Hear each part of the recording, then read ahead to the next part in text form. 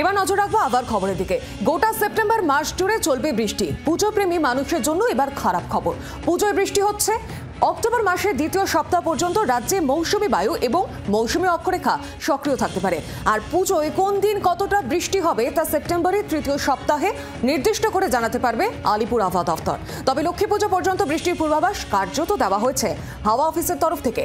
এদিকে উত্তরবঙ্গে আজও বিক্ষিপ্তভাবে বৃষ্টির সম্ভাবনা থাকছে। কাল শুক্র এবং শনিবার বজ্রবিদ্যুৎ সহ বৃষ্টি হলেও পরিমাণ খানিকটা কমবে। দক্ষিণবঙ্গে আজও বিক্ষিপ্তভাবে ভারী বৃষ্টির পূর্বাভাস। আরও বিস্তারিত জানবো, সরাসরি রয়েছেন আমাদের সঙ্গে প্রতিনিধি অয়ন ঘোষাল। অয়ন, কি আপডেট রয়েছে দুই বঙ্গের জন্য এবং পুজোয় কি তাহলে কনফার্ম হয়ে গেল যে বৃষ্টি থাকছে?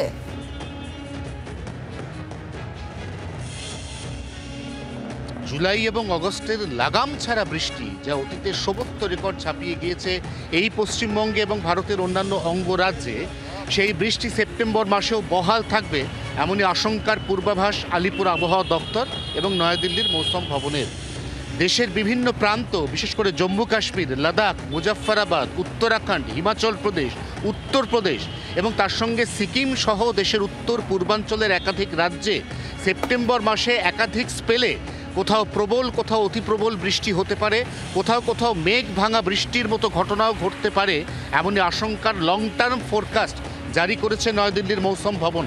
আর তোমার যে প্রশ্ন ছিল সেটা হচ্ছে লাখ টাকার প্রশ্ন বাঙালির কাছে, পুজোয় বৃষ্টি হবে কিনা। আলিপুর আবহাওয়া দপ্তর পুজো প্রেমীদের কিছুটা নিরাশ করে জানাচ্ছে এবারের পুজো বৃষ্টির হাত থেকে পরিত্রাণ পাবে না।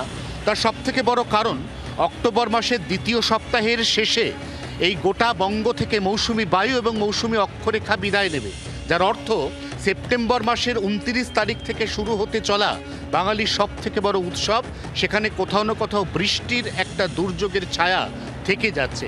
তবে পুজোর কোন দিনে কতটা বৃষ্টি, সেই বৃষ্টি ভারী বৃষ্টি না হালকা থেকে মাঝারি বৃষ্টি, এ সম্পর্কে সুনির্দিষ্ট পূর্বাভাস সেপ্টেম্বর মাসের তৃতীয় সপ্তাহে আলিপুর আবহাওয়া দপ্তর জানাবে এমনটাই। একদমই ধন্যবাদ তোমাকে অয়ন।